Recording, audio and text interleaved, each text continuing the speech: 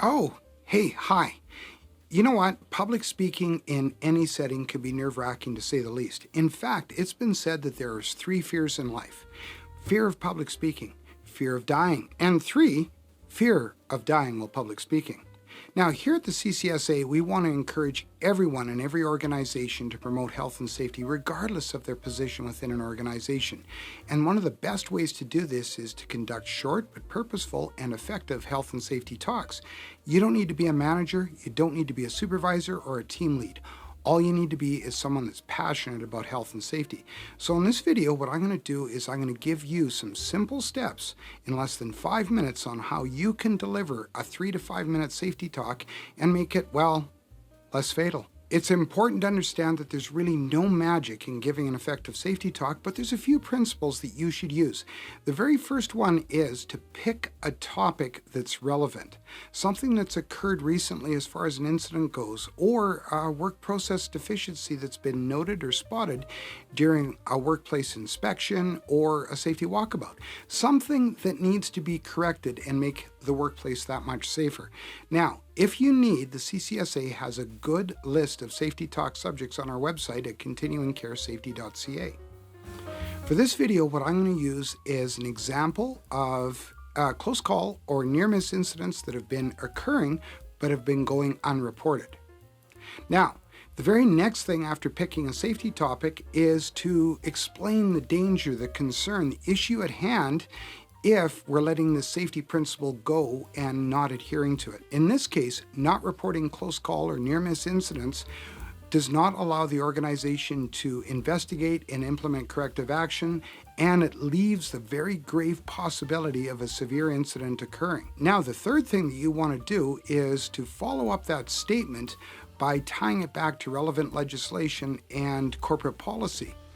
Because let's face it, we don't want it to be about opinions, we want it to be always based in fact, and the best thing to do is to tie it back to legislation and corporate policy. So for what I would use in my example is I would say that the legislation states that every unsafe situation or incident has to be reported to the employer. And I would just mirror it by saying our corporate policy says very much the same. Now, the fourth thing that you want to do is personalize it. And when I'm saying personalize it, you want to make it relevant to your audience. Relate it with stories or anecdotes that are in recent memory. But a few warnings here. Don't lie or over embellish. It ruins your credibility.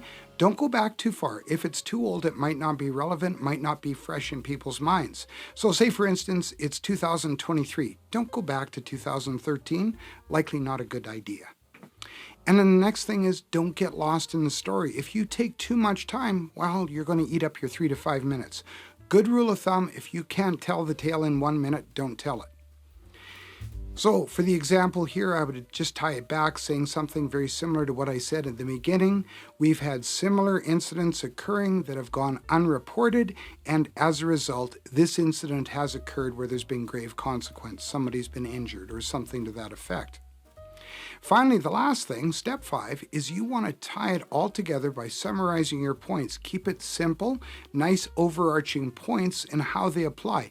If you're to think about it this way, what is it we need to do?